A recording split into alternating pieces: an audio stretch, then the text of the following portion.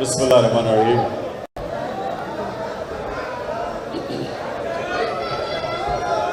ایاک نعبد و ایاک نستعین۔ سب سے پہلے صدر صاحب، چشتیاں بار کے ممبرز، عمران چٹھا جو آپ نے بڑی جذباتی تقریر کی، آپ سب کو میں آج آپ کا شکریہ ادا کرتا ہوں کہ آپ نے اتنا مجھے زبردست میرا استقبال کیا۔ آپ کا بہت بہت شکریہ۔ میں اب آپ کو بس سنو میری بات۔ اب دور سے آیا ہوں آپ کے پاس، دیر کے بعد چشتیہ میں آیا ہوں، تو میں یہ چاہتا ہوں کہ میرے وکلا جن کے اوپر مجھے بہت امید ہے کہ جو میری حقیقی آزادی کی جنگ ہے، جو جد و جہد ہے، اس کے اندر اس کی جیت ہو نہیں سکتی جب تک پاکستان کی وکلا کمیونٹی میرے ساتھ نہ چلے۔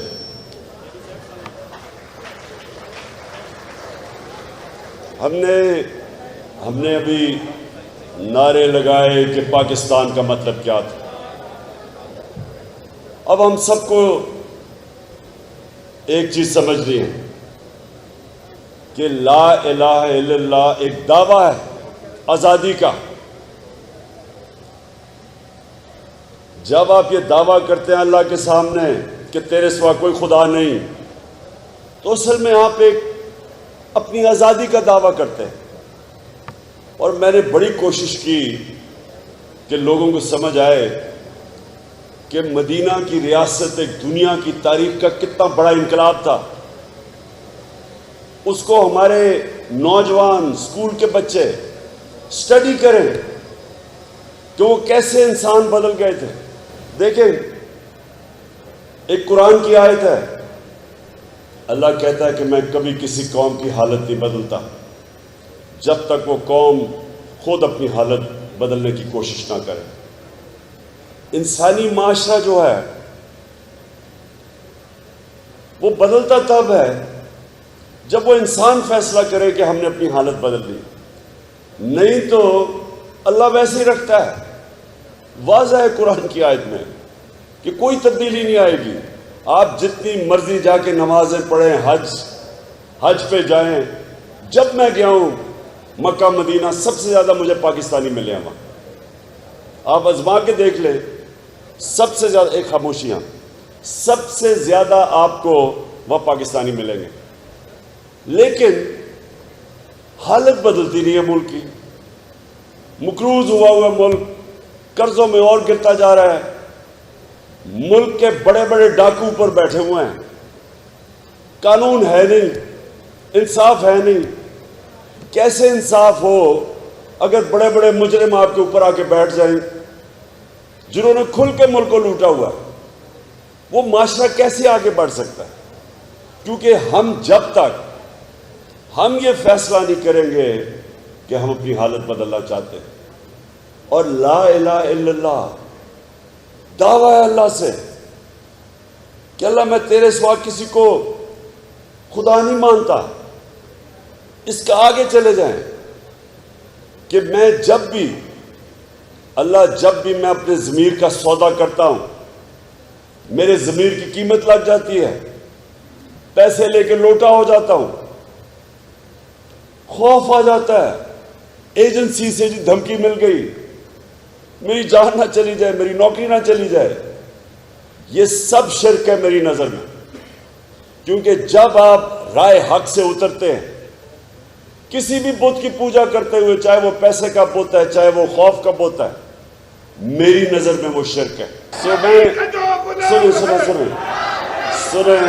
میں جو آپ کو کہنے کی کوشش کر رہا ہوں وہ یہ، ہم کلمہ بھی پڑھتے ہیں، ہم اپنے آپ کو عاشق رسول بھی کہتے ہیں، لیکن جو اللہ نے حکم کیا ہوا ہے کہ ان کے راستے پہ چلو، وہ نہیں چلتے۔ اللہ کا حکم ہے، اللہ کو تو کوئی فائدہ نہیں پہنچا سکتا، بے نیاز ہے وہ، اللہ تو خود کفیل ہے۔ اس کا حکم ہے کہ جب آپ نبی کے راستے پہ چلتے ہیں، آپ اپنی بہتری کرتے ہیں.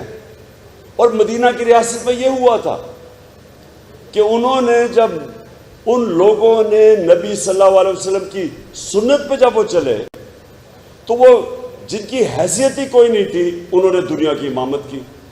اور یہ ورلڈ ہسٹری کا حصہ ہے. یہ کوئی ایسی چیز نہیں کہ جو آپ کہیں کہ جی یہ کوئی کہانیاں ہیں. فال آف رومن ایمپائر بڑی کتاب ہے.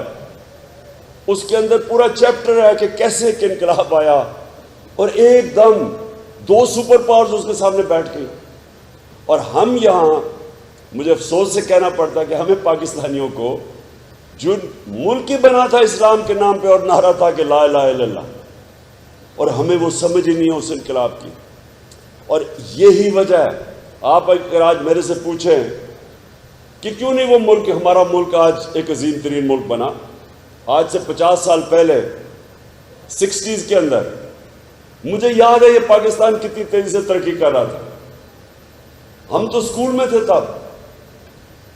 ہر طرح پاکستان یہ سارے ایشیا میں وہ ملک تھا جو سب سے تیزی سے آگے جا رہا تھا. انٹرنیشنل اسٹینڈرڈ کی یونیورسٹیز تھیں, انجینئرنگ یونیورسٹی, باہر ساری ڈگریز ہماری ایکسیپٹڈ تھی. بینکرز ہمارے انٹرنیشنل کوالٹی کے تھے. پاکستان کی جو ایکسپورٹس تھی 60s میں وہ 4 ایشین ٹائیگرز کے برابر تھی. ہماری جو صنعتی پیداوار ایکسپورٹس ہانگ کانگ کے برابر تھی. یہاں ہمیں ویزے کی ضرورت نہیں تھی. آپ کے دنیا میں جدھر مرضی چلے جائے ہرا پاسپورٹ پہ آپ ٹریول کر سکتے تھے. تو وہ جو نیچے اب آئے ہیں اور نیچے گرتے ہی گئے ہیں, اور خاص طور پہ یہ جو اوپر آ گئے ہیں اب سارے پاکستان کے 30 سال کے بڑے بڑے ڈاکو اوپر بیٹھ گئے ہیں, تو آگے تو کوئی امید نہیں ہے. ان کے نیچے تو آپ نہیں کبھی کامیاب ہو سکتے. اور یہ آئے بھی کیسے ہیں؟ چور دروازے سے, بیرونی سازش کے تحت چوری کا پیسہ خرچ کر کے لوگوں کے ضمیر خرید کے آج اوپر بیٹھ گئے اور کہتے ہیں جی اوہو عمران نے پتہ نہیں فوج کی توہین کر دی. کہ چوروں کو میں کہہ رہا ہوں کہ کبھی یہ بھی آرمی چیف کو اپوائنٹ کر سکتے ہیں. جو نواز شریف وہ ایک ایبسکونڈر ہے جسٹس سے, وہ سزا یافتہ ہے. کئی دنیا میں سنا ہے کہ اس طرح کے آدمی آپ کے بڑی بڑی تعیناتی کریں, بڑی بڑی پوسٹنگ سے رہیں. کئی دنیا میں سنا ہے. زرداری اس تو انٹرنیشنل فیم کا ڈاکو ہے, باہر اس کے اوپر کتابیں نکلی ہوئی ہیں اس کی چوری پہ. کیا ہمارا یہ مستقبل رہ گیا کہ اس طرح کے چور ہماری زندگی کے فیصلے کریں اور ہم چپ کر کے تماشا دیکھیں؟ اور ہم جب پرو میں احتجاج کریں جو 25 مئی میں کیا, ہمیں جیلوں میں ڈالیں, گھروں میں یہ گھس کے انہوں نے لوگوں کے اوپر جو ظلم کیا, خواتین کے اوپر, بچوں کے اوپر انہوں نے ٹیئر گیسنگ کی خوف پھیلانے کے لیے. میرے اوپر پتہ نہیں کتنی FIRs ہیں, مجھے یاد بھی نہیں.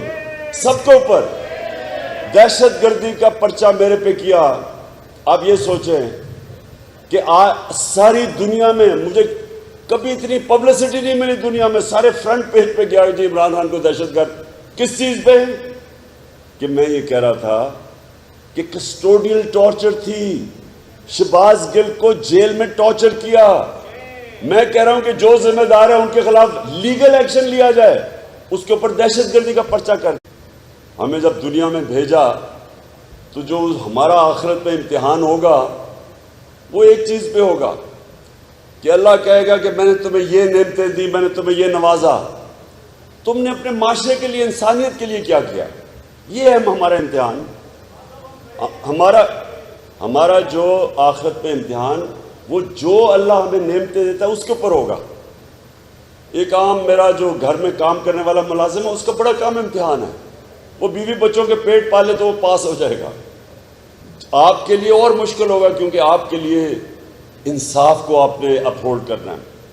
اور جس طرح ابن خلدون کہتا ہے, وہ کہتا ہے کہ میرے جو باپ تھا ماڈرن ہسٹری کا, وہ کہتا ہے میرا جو سارا تجزیہ قرآن کا وہ یہ ہے کہ اللہ نے انصاف کو اللہ نے دنیا میں انسان کو بھیجا ہی ایک مقصد کے لیے کہ میری دنیا پہ انصاف قائم کرو.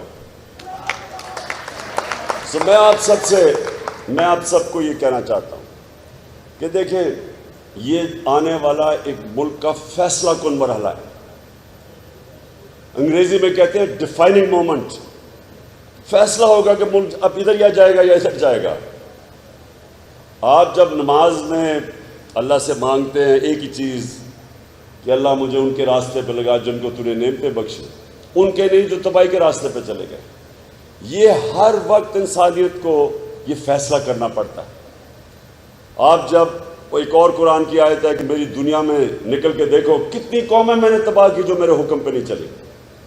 کیونکہ وہ دو راستے ہوتے ہیں, جو ایک رائے حق ہوتی ہے اور ایک تباہی کا راستہ ہوتا ہے.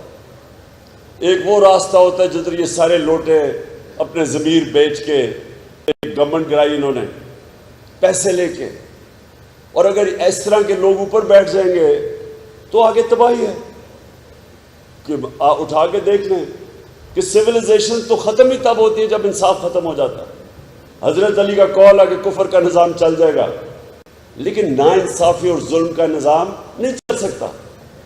سو آپ کے لیے میرا پیغام یہ ہے کہ میں پوری طرح یہ جو سارا سسٹم ہے, یہ جو لوگ اوپر بیٹھے اور بٹھائے گئے ہیں, ان کے پیچھے جو بھی ہیں, میں انشاءاللہ جب تک میرے میں زندگی ہے میں ان کا مقابلہ کروں گا.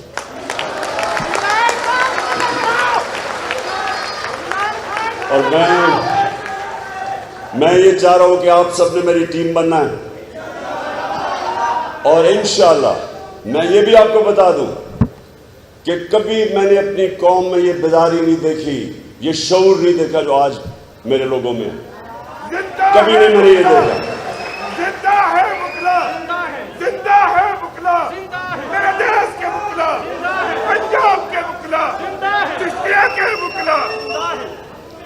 جو میں نے اس میں شرکت کی, اور وہ بڑی پاکستان کی تاریخ میں ایک تاریخی موومنٹ تھی جب وہ ہم نے آزاد عدلیہ کے لیے ہم سب نکلے تھے. میں نے جیل میں بھی ٹائم گزارا اس کے لیے, کئی دن گزارے. اب بھی پھر کوشش کر رہے ہیں مجھے جیل میں ڈالنے کے لیے, جس طرح کو وہ بہت بڑا عذاب ہے. میں ان کو کہہ رہا ہوں میں تو جان دینے کے لیے تیار ہوں اس کے خلاف. جیل تو چھوٹی چیز ہے. تو میں نے جو وہ بہت بڑی موومنٹ تھی آپ کی وکلا کی موومنٹ, بہت بڑی موومنٹ تھی, اور اس نے افسوس مجھے یہ ہے کہ اس سے وہ نتائج نہیں ملے جو ملنے چاہیے تھے. لیکن یہ اب اس سے بڑی موومنٹ آ گئی ہے. یہ ملک کو حقیقی طور پہ, اور حقیقی طور پہ آزادی کا مطلب کہ جو بیرونی ملک طاقتیں ہیں ہمیں غلاموں کی طرح رکھتی ہیں کہ جی آپ روس سے تیل نہیں خرید سکتے. ہندوستان خرید رہا ہے, ہمارے ساتھ آزاد ہوا ہے, 40% سستا تیل خرید رہا ہے, لیکن پاکستان نہیں خرید سکتا. ہم جناب یہاں بیسز دیں, کسی اور کی جنگ میں شرکت کریں جو ہم نے 80,000 اپنے لوگ قربان کر دیے ان کے لیے. تو ہم سب سے پہلے تو یہ جو باہر سے ڈکٹیشن اور ریموٹ کنٹرول پہ غلامی کرنا ایک تو اس سے آزاد ہونا ہے, اور دوسرا یہ جو اندر رول آف لا قائم کر کے یہ جو بڑے بڑے ڈاکومنٹ, رول آف لا کا مطلب کیا ہے؟ میرے نبی صلی اللہ علیہ وسلم نے تقریباً 1500 سال پہلے اس کو ڈیفائن کر دیا تھا. انہوں نے کہا تھا کہ وہ قومیں برباد ہو جاتی ہیں, تمہارے سے پہلے قومیں برباد ہو گئی, کہ طاقتور چوری کرے تو اس کو نہ پکڑو, اور کمزور غریب چوری کرے اس کو جیل میں ڈال دو. انہوں نے تب, اس کا مطلب جدھر رول آف لا نہیں ہے, طبقاتی قانون ہے, طاقتور کے لیے کمزور کے لیے دوسرا, وہ تباہ ہو جاتی ہے قوم. ہم ادھر کھڑے ہیں آج, تباہی کے کنارے پہ کھڑے ہیں. یہ جب سے 4 مہینے پہلے چور آئے ہیں, آج آپ ملک کی کوئی اکنامک انڈیکیٹر لے لیں, پاکستان کی تاریخ میں سب سے زیادہ مہنگائی ہوئی ہے 4 مہینوں میں. کبھی اتنی مہنگائی نہیں ہوئی, کبھی اس طرح کا ملک کے اندر روپیہ ریکارڈ گرا نیچے. بجلی کے بل ابھی یہ اور بڑھنے والے ہیں, آئی ایم ایف کہہ رہی ہے کہ ابھی اور بڑھیں گے. فیکٹریاں بند ہو رہی ہیں, کسان کے لیے جس طرح کا ڈیزل کی قیمتیں ہیں، جو ٹیوب ویل کے بل ہے، کسان دے نہیں سکتا، ڈیزل اسمان پہ. تو یہ جو جی مجھے بس مجھے پتا وہ بھی ان کے ساتھ شامل ہے. سو میں جو آپ کو کہہ رہا ہوں کہ یہ 4 مہینے میں 6% اکنامک گروتھ ریٹ سے یہ بالکل ملک کو نیچے لے آئے ہیں. فیکٹریاں بند ہو رہی ہیں، بے روزگاری بڑھ رہی ہے، قیمتیں آسمانوں پہ ہیں. اور یہ کون ذمہ دار تھا؟ کس نے یہ سارا پلان کر کے یہاں لے کے آ گیا؟ اس لیے اب یہ کوشش کر رہے ہیں کہ پہلے یہ چور یہ سارے جو بیٹھ گئے، اب یہ کوشش کر رہے ہیں کہ کسی نہ کسی طرح عمران خان کو ڈسکوالیفائی کیا جائے، اور اس کو ڈسکوالیفائی کر کے اور کسی طرح یہ چور ہمارے اوپر الیکشن جیت کے پھر بیٹھ جائے. یہ ان کی پوری کوشش. اس لیے میں چشتیہ بار میں آپ کے پاس آیا ہوں، اور میں آپ سے امید رکھتا ہوں، کیونکہ میں ساری جگہ اپنے وکیلوں کو تیار کر رہا ہوں. آپ نے سب نے تیار ہونا ہے. میں نے آپ کو کال دینی ہے، آپ میری کال کی انتظار کریں گے، اور میں انشاءاللہ یہ میرا آپ سے وعدہ ہے کہ میں جو آپ کو ان کا مقابلہ کر کے دکھاؤں گا، کیونکہ میری ٹریننگ ہے مقابلے کرنے کی. میں صرف ایک اور چیز کہنا چاہتا ہوں. ہم نے آپ کے لیے اسلام آباد میں 50 سال کے بعد جوڈیشل کمپلیکس بنایا. ہماری اب کوشش ہے کہ ڈویژنل ہیڈ کوارٹرز پہ جوڈیشل کمپلیکس بنے، اور وکلا کے لیے ہاسٹلز، یہ بھی ان کو بڑی مشکلیں پڑتی ہیں جب وہ دور جاتے ہیں. یہ 2 چیزیں ہماری کوشش ہے کہ ابھی پنجاب گورنمنٹ کو میں آپ کے لیے کرواؤں. بہت بہت شکریہ.